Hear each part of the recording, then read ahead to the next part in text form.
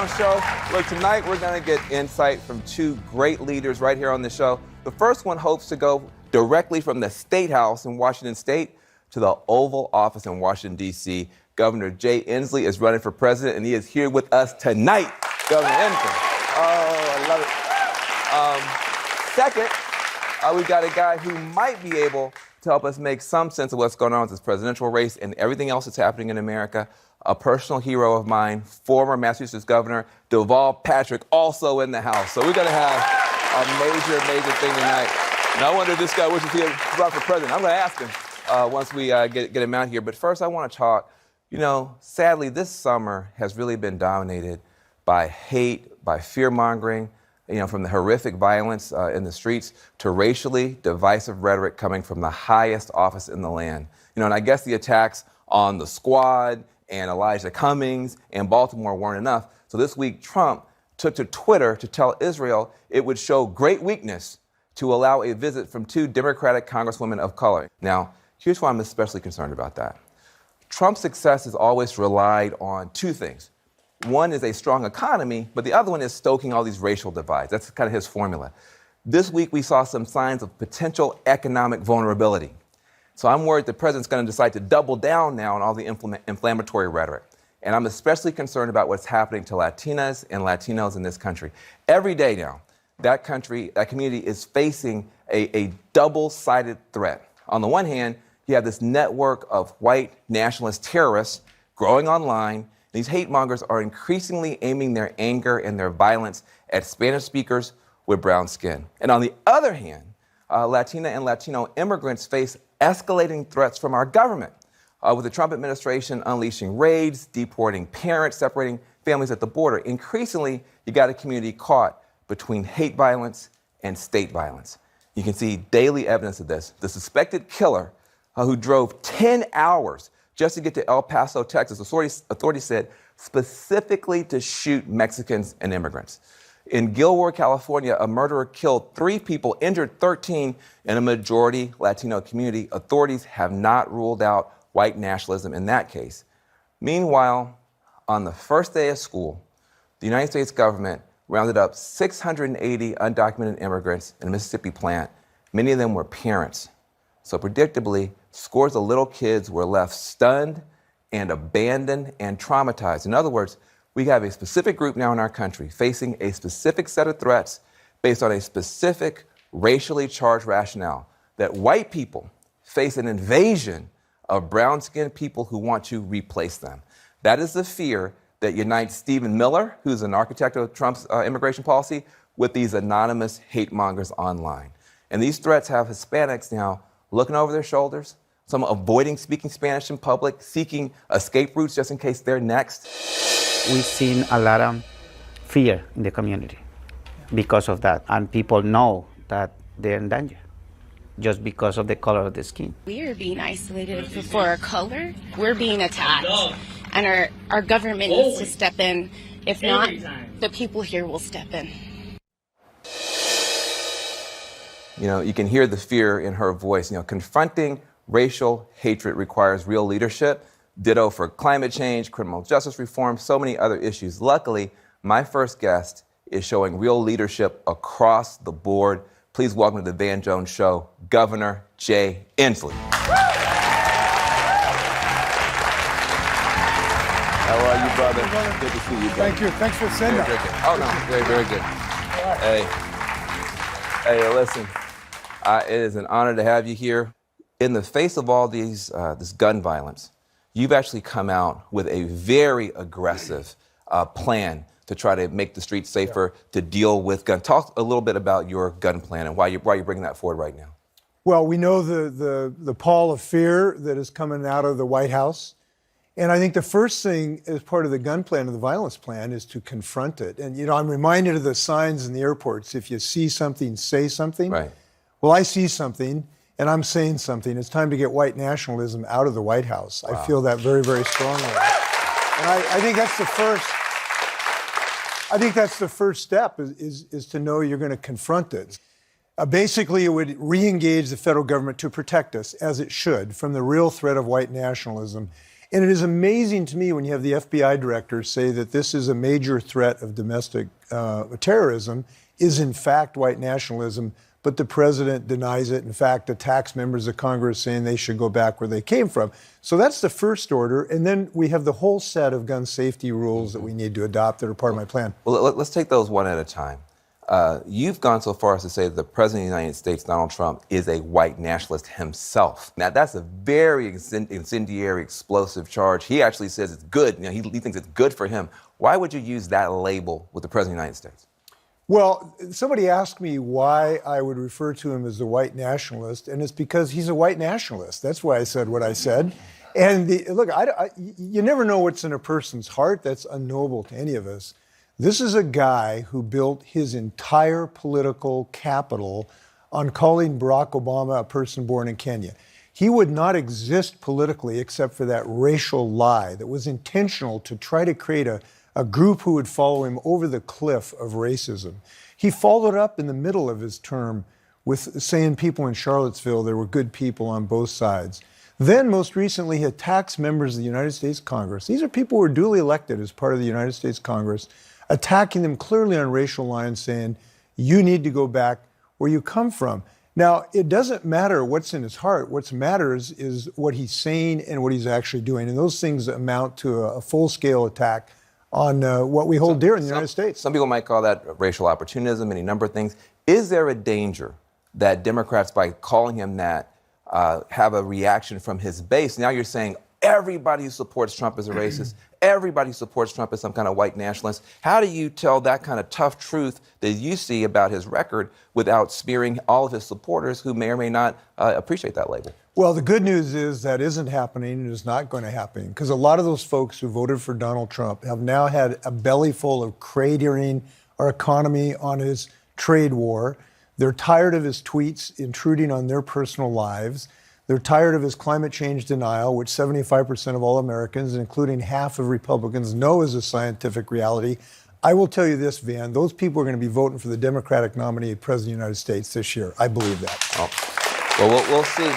You know, the other part of what you're doing is you're being really tough on the gun lobby, really tough on guns. In 1994, you voted for the assault weapons ban, and it cost you your seat. Right.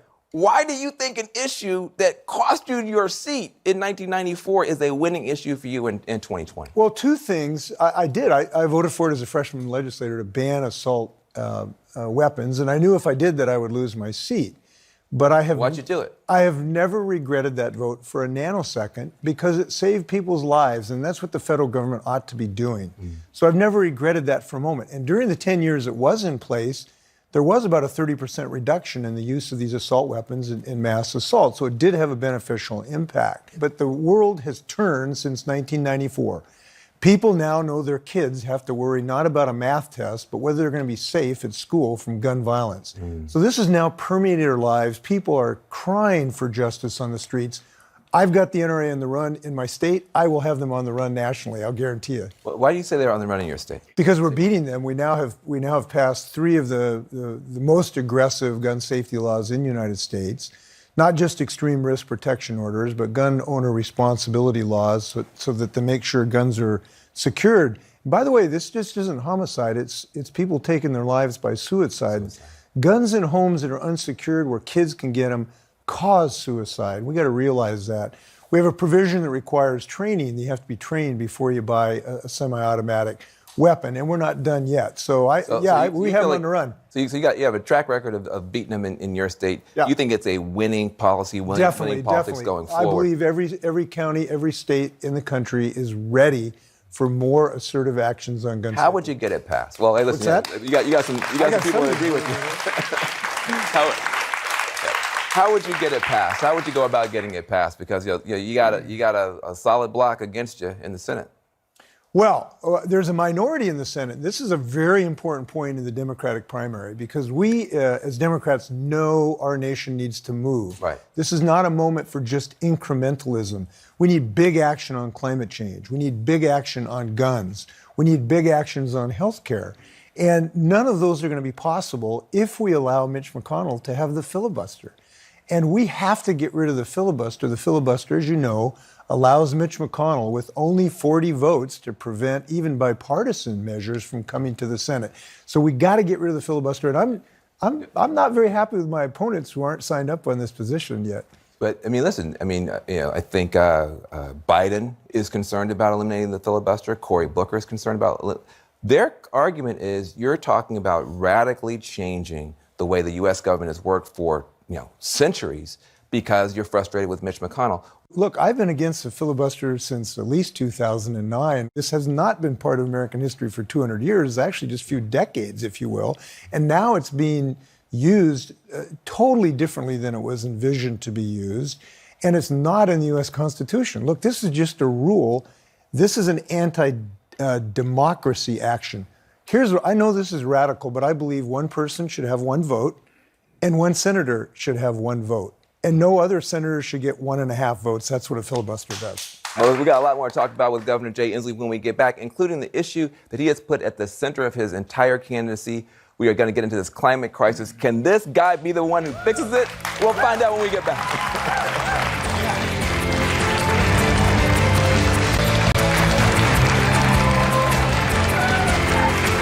I am back with Washington State Governor and 2020 Democratic hopeful Jay Inslee. So let's get into it, man.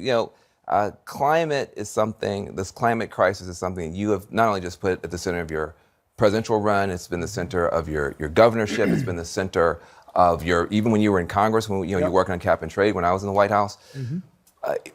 Now, every other candidate, though, seems that they've got a plan, too. Why are you different from everybody else who's got a climate plan? Because I'll be president of the United States. How's that? There's one difference. How's that? That's one. I think there's three things, and I'm glad other members are talking about this now. I think it's no secret that I have been the most passionate on this. This has been a multi-decadal effort for me. We co-authored a book about it. Right.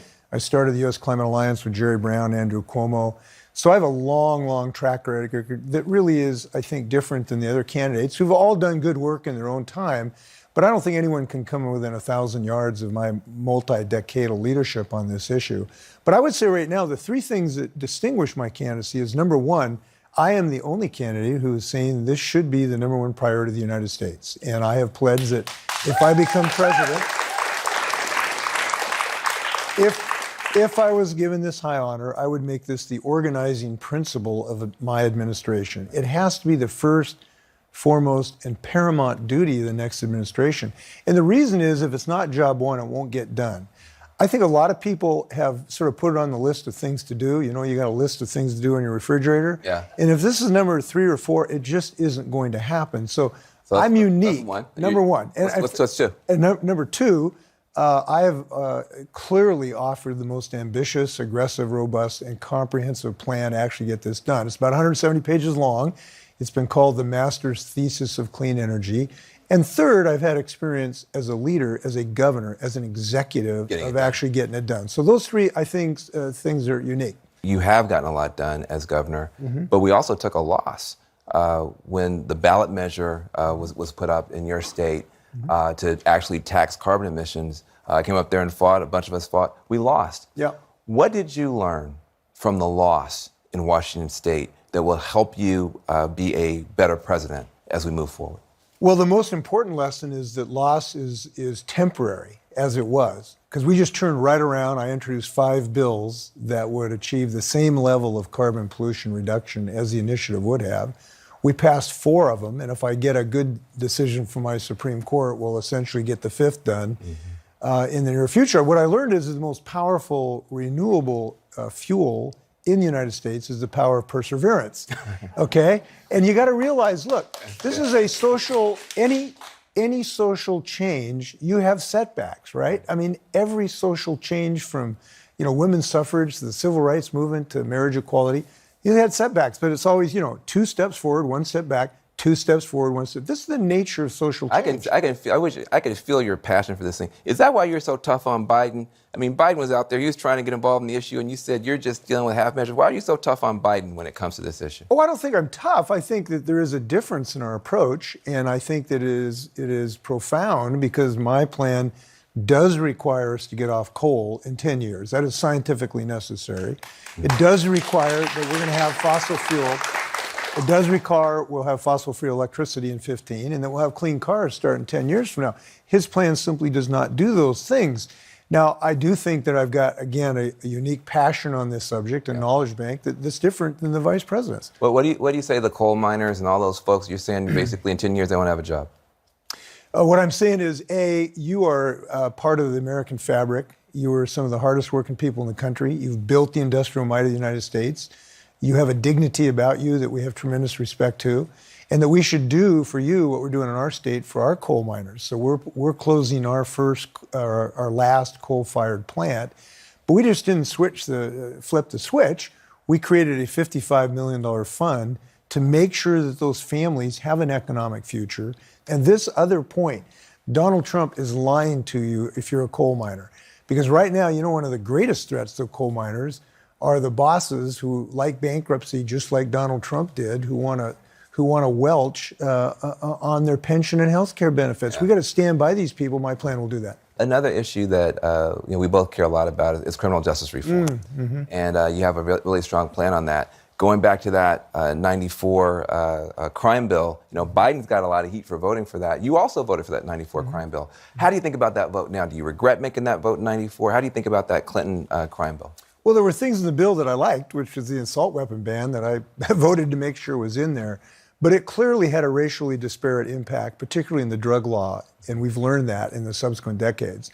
So I've been been very dedicated to righting the racial imbalance in our criminal justice system in a whole slew of ways. I was one of the first to offer pardons for thousands of people who had been caught in the drug wars, because that has had substantial racial disparity.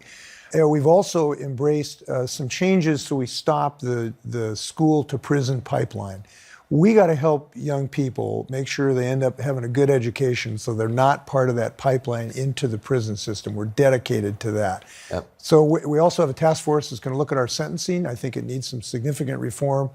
So as governor, I think we're doing great things in the state of Washington in this regard, and we're not done. Well, listen, give him a round of applause. He deserves it. I'll tell you, it's amazing to listen to you. You've been a prosecutor, you've been a congressperson, you've been a governor, and yet you still haven't gotten that traction yet that you need. You may not even make the next debate. You got to get 1% in 3 polls. You got to get 135,000 unique donors. Is it a liability or an asset to be as accomplished as you are in this kind of, weird moment? Listen, we actually have had a real spark lately. The good news is, so on the second debate, we finally got a chance to talk about climate change. It was only for a couple minutes, but we finally had a chance. And as soon as we did that, since then, we've had 46,000 new contributors to our campaign. It is a big burst of enthusiasm. We're now within just a few thousand of getting to that $130,000 mark. And by the way, if you allow me to remind people, they can go to jinslee.com tonight and send $1, and they might be the 130,000th to get me over the break. And so I hope people can consider that. But you still need the polling. Yeah, so polling, we got to improve in the polling. So if somebody calls you, mention my name. Right? Hey, listen, if you don't make this next debate, what happens? Well, I don't plan, I played a lot of basketball in my day, and when I shoot a jump shot, I didn't think about it wasn't going in. Every shot I ever take, in my opinion, was going in. So that's what we're planning on. Right. There's no plan B, and that's what we're planning on. And again, we have had this burst. Now, if we get to the 130,000, it's going to demonstrate big grassroots support for this issue. This was not some corporate deal. These are people responding to my climate change message finally when they heard it. They didn't hear it in the first debate. They got a chance to hear it. Hickenlooper's had a pretty good record on climate. He actually dropped out. When you see people beginning to step back, does it bring the cold up in your back of your neck? I mean, how do you think about No, I'm always going to the hoop, man. If you give me the ball, I'll take it to the hoop. That's what I'm doing. You're my favorite kind of environmentalist, because you believe, look, you don't think we have any throwaway species or resources. You also don't believe we have any throwaway people or neighborhoods or children. Thank you so much for your leadership. Give a round of applause. Thank you. My brother here. Appreciate you very much. Thank you. Yeah. Now, coming up, we all saw that heartbreaking video of that little girl who was crying after her father was rounded up and detained in those ICE raids down Mississippi. This is impacting thousands of children who are living in the United States. So we're going to get some insight from one of the stars of Orange is the New Black. She's going to talk about her personal story of her own family being separated when we come back.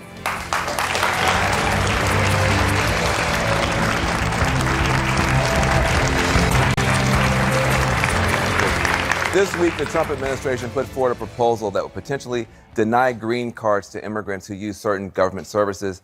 And Trump's top immigration official, Ken Cuccinelli, put a racist spin on words just below the Statue of Liberty. You know the words, give me your tired, your poor, your huddled masses. He says, well, that's just about Europeans. All right, so listen, all this comes after the controversial ICE raids that separated hundreds of families in Mississippi, leaving kids in tears and in terror.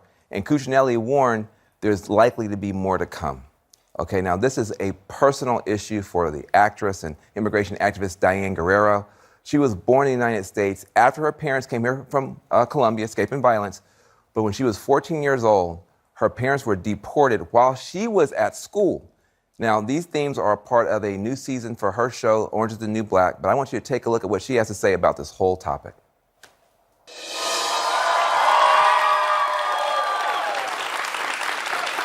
Well, first of all, congratulations on the show, the success of the show, you coming back on the show. But I just want to start out on the personal side. Look, I've got a son that just turned 15. I got a little boy that is going to turn 11 this month. I can't imagine them coming home to an empty house with the parents being gone. Talk to us about that experience so people understand this is not an abstract debating point.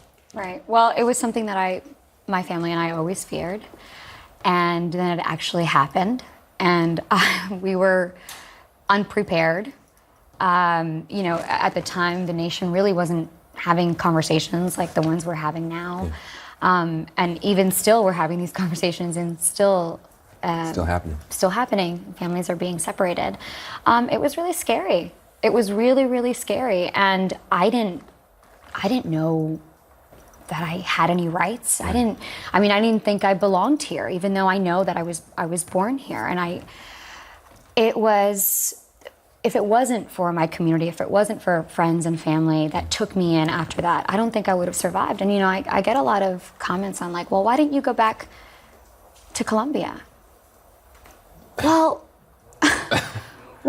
why do you think? Yeah, hard to go back to a place you've never been. I've never Start been with there. that. Yeah, I've never been there. I don't know it. I'm an American citizen, and I had to carry out some of the things that I wanted to carry out. I wanted to continue my education. I wanted to support my family. I wanted to do something that meant something bigger than me. The amazing thing is that you were able to do all those things, but I want to talk about something. Even before your parents were deported, you knew that could possibly happen. Can you talk about the stress of young people right now across this country who are just living in fear every day, even if it never happens to them? What's the impact of living in fear that you could open that door any day and see it empty?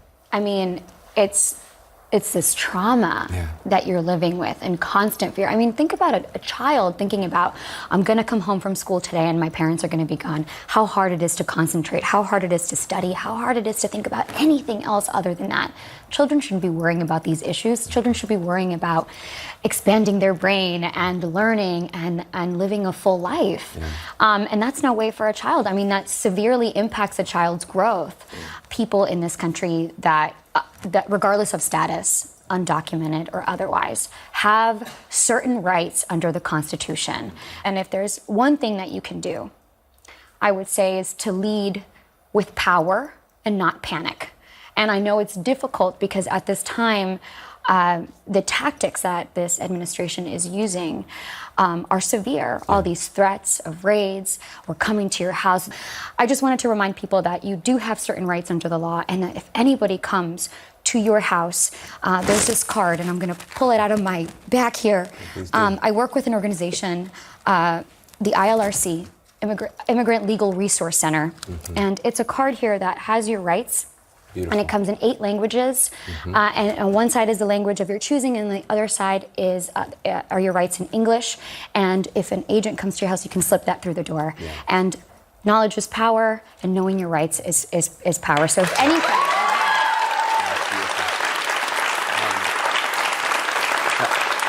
How can people get this card? You can download it online, or you can go to the ILRC, Immigrant Legal Resource Center, and they have them there. You know, it's really extraordinary because, you know, a lot of actors, a lot of entertainers, they're so focused on their careers, they got so much to do. Why are you so active and passionate and involved with these issues now? I mean, listen, you're fine now. Yeah. You don't have to do this. Why do you do it? Why aren't all of us impassioned? Think about your children. Think about your children. Would you be okay if your children were ripped away from you and put in a camp or a prison or another house or anywhere else other than with you? Think about that. Right. Did you get a chance to watch the debates? I hear a lot of this discussion about decriminalizing entry, right? And yes, I think it should be a civil offense. It should not be a criminal offense. And this is what they do with us, right? They categorize you as a criminal, and that way it's so easy to strip you from your rights, to dehumanize you, and to throw you away. This is what we're talking about on Orange is the New Black, is how you just label someone a criminal and then just throw you away. And then what I hope that people take out of the show, and these families being separated and these deaths that are occurring all over our country, that we're missing an opportunity to embody a new set of inclusive values in our country by not doing the work. By not doing the work. You're telling me that the only source, that the only way to fix things is incarcerating people? When you're talking and I'm listening to you, I resonate with what you're saying, like, don't criminalize people. I also worry, though, in the context of an election against Donald Trump, if we say, don't criminalize anybody, it may sound like we're saying, just open the borders up. But can you explain why, when people are saying decriminalize the border, they're not actually saying just let everybody in? They're not just saying let everybody in. We're telling you we're not saying that, because it's not about open borders. It's about fixing our immigration system. It's about comprehensive immigration reform and getting rid of terrible laws like the laws enacted in 1996 that weakened due process, that expanded detention centers, and the privatization of prisons. Your character, in some ways, lives out your actual life story. What is that like to be playing somebody who, you know, winds up dealing with this deportation question? I think it was.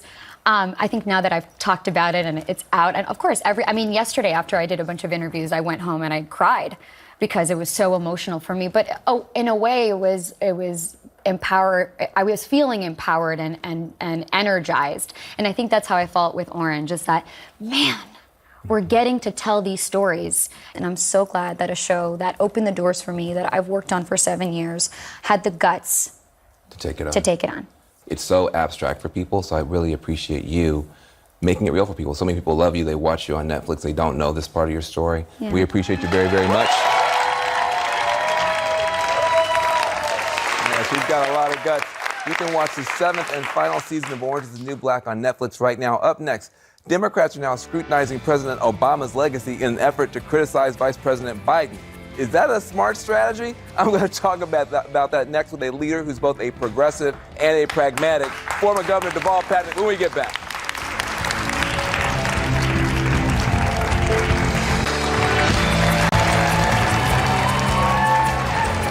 You know, I love that progressive policies that were once considered beyond the pale are now front and center of the Democratic primary. You know, Medicare for all, criminal justice reform, the Green New Deal, universal basic income. You know, big problems need big solutions, and I love that we're talking about that stuff.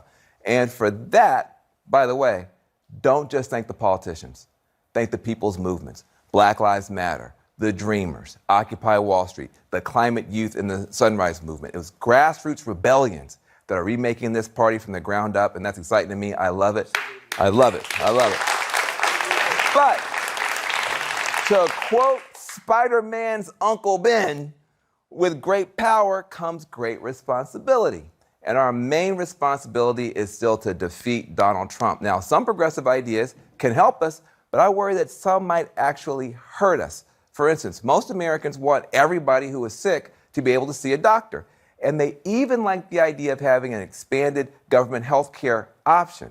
But getting rid of all private insurance completely, having only government-run health care, that's a much tougher sell. So how do we walk the line between solutions and drastic slogans that might lead to 4 more years of Trump? That's a tough one. So I recently spoke with a Democratic Party rock star who understands politics and people as well as anybody in our country. Check out my conversation with former Massachusetts Governor Deval Patrick. Oh my God. It is so good to see you. It's wonderful to see you. You were at the debates. I was. You were watching both nights. You were gonna run. People thought you might run. And then you said on your Facebook page that you weren't gonna run. Do you regret now seeing this whole mess that you didn't run? My wife looks at it and says, "I'm so glad you're not in the." No, you look. It's first of all, it's a humbling thing to think seriously about something like that. I think for anybody, maybe most especially for a kid from the South Side of Chicago. I thought hard about it, and we worked our way through this. My wife and me, and she was a reluctant but brilliant first lady. Yeah. But she's a private person, and she, but she was ready. And then just before we thought we were going to step out, she was diagnosed with uterine cancer. Oh no! And she's fine. She's great. She had surgery right before Thanksgiving. She's in terrific shape. But it brings your feet right back down to the really ground. Matters. Yeah. And then, the truth of our politics today is that you sign up, but everybody you love gets dragged along behind you, whether they want to go along or not. Sitting there in the audience, though, did at any point you just want to climb up on the stage and say, look, guys, here's how to do it? I mean, did you feel any pull? Listen, I want to be clear. Yeah. I think what we are, there were moments when I wanted to say, look, folks, there's more than one way to skin the cat. Nobody and no party has a corner on all the best ideas. So put your framework out there and then take from others what they have. Listen to what others have to offer. But the main point is there's one party that believes everybody should have access to affordable, high-quality care, and another party that doesn't. That is the point. That is the choice. You're very close to Obama, and Obama was talking about that fear of the circular firing squad. Yeah. That we can sometimes get into this, kind of almost obsession around small differences. Did you see a little bit of that? Well, there's a lot of that. A lot of that. But it's in a way it's unavoidable, right? Yeah. I mean, it's kind of set up so that we're set off against each other, and right. we have to say no. My plan is good. And not stop there, but we have to say, your plan is bad because it's not my plan. Come on. Yeah. What do you think about Medicare for All? I mean, there was a time when that was completely off the table. Now it seems to be the center of debate. Again, you're one of the few people you've actually had to do this in real time. Not a soundbite, not a speech, not a proposal. You made it happen. I think what you want is a system where there is lots and lots of fruitful tension. Meaning, you want innovation. You want Medicare to get better because it's trying to compete with private plans. You want private plans to say, wait a second, how come they're drawing everybody in that direction? What do we need to do differently? And I think that makes us all better. There is a tremendous amount of excess cost in the healthcare system. And so I think having other players, and in particular a Medicare or Medicare type player, a government-organized, familiar, widely available, and radically more affordable plan in the market raises everybody's game. And we'll see where we go as we learn. I mean, I love the pragmatism, but also the heart that you bring. Look, you were in some ways, to me, you were like Obama before Obama. That's high praise. But seriously, in that 2006 race, you're an African-American man. You were coming, in some ways, out of nowhere. Like you said, you weren't a politician. So much of what became the Obama way, the biography is almost more important than the ideology. The grassroots, including everybody. You were really, in some ways, set the template for what we call now the politics of hope and change. How do you feel now? It seems to me that we're moving away from that. It seems to me that you have Trump, obviously, as a negative reaction against that, but even in our party, the tone's different. I think it is. I think the tone of our politics has gotten worse. But I don't think all that's happening is bad. I think the one truth that candidate Trump spoke, was that conventional or establishment politics wasn't working well enough for most people. It's a truth similar to what Senator Sanders spoke. It's the same thing Barack Obama was saying a decade and a half before. Many, many of us feel unheard and unseen. And what I began to discover through this grassroots effort, philosophically, it was very much about the gesture of respect shown by going to people and meeting them where they are in every sense of the term. You know that, I know. I think that kind of politics actually has real purchase even now. Yeah. And there are many, many people coming off the sidelines and getting involved. There's an irony, though, because now in the party, it's the Obama-Biden establishment that some people now want to run against. You saw at the debate, people were saying, well, you know, Obama did too many deportations, the trade policy wasn't tough enough on China. So now you have, you know, the outside dynamic actually challenges the Obama legacy, but Obama's 90% popular. Is it smart for our outsiders to take on Obama, or is that just what happens as we move forward? I don't know. You don't know. You don't have to worry about it. Look, you know, I think Barack Obama and the Obama administration accomplished extraordinary things, particularly given the resolution made by the other side to stop him at all costs. That's right. And they made that decision because they recognized the power of the politics of hope and change. They recognized it, and they understood in a very sophisticated way, in some ways better than we did, that if they didn't shut that bad boy down then, it was going to be big, big trouble for a long, long time. Yep.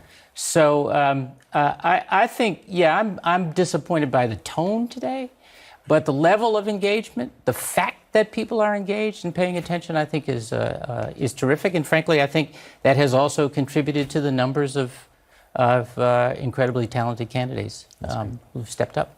Well, you know, one of the things is engaging people a lot is the politics of race on all sides. And when we come back, I'm going to talk to Governor Patrick about Trump's latest round of racist attacks. We know that they're going to continue into 2020. How should we be responding to that, thinking about that? We'll talk about that when we get back.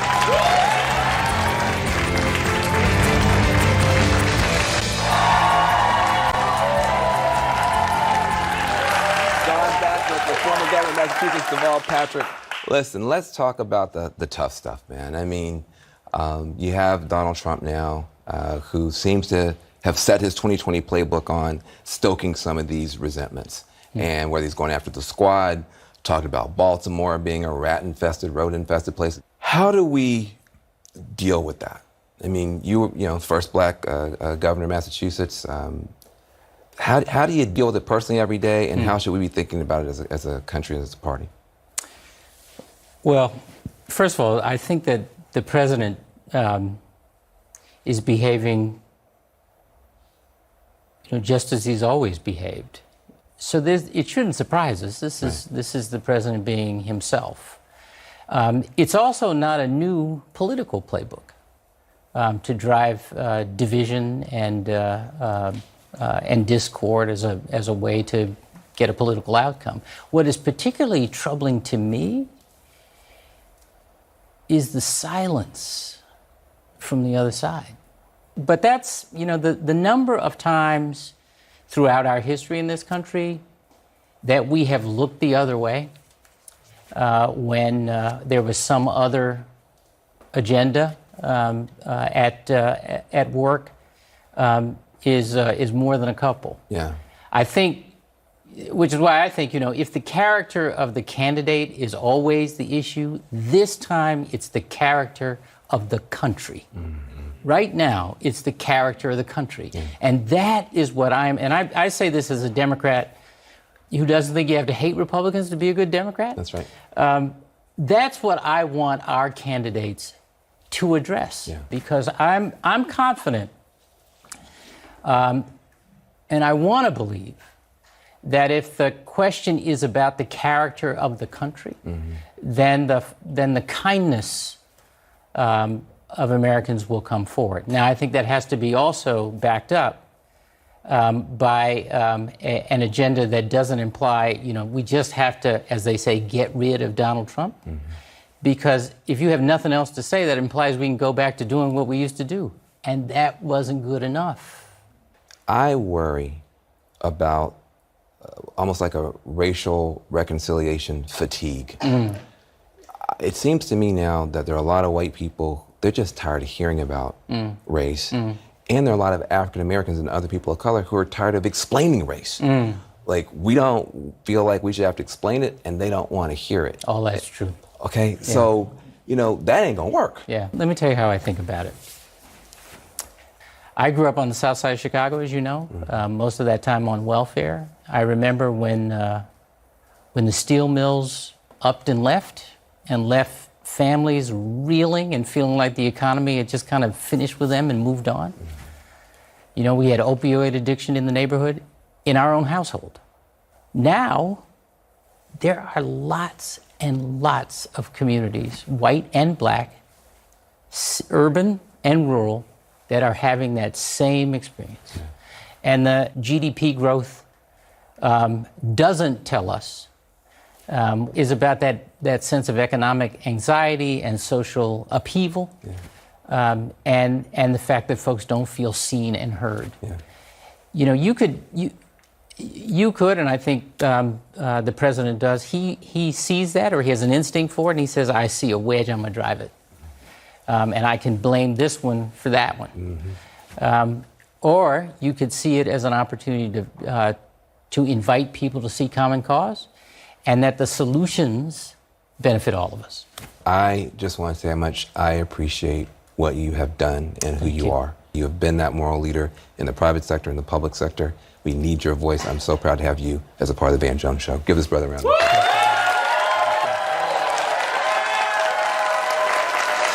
Deval Patrick, always a voice of wisdom. I want to thank him and all my guests tonight. Thank you for watching the Van Jones Show. I'm Van Jones. Peace and love for one another.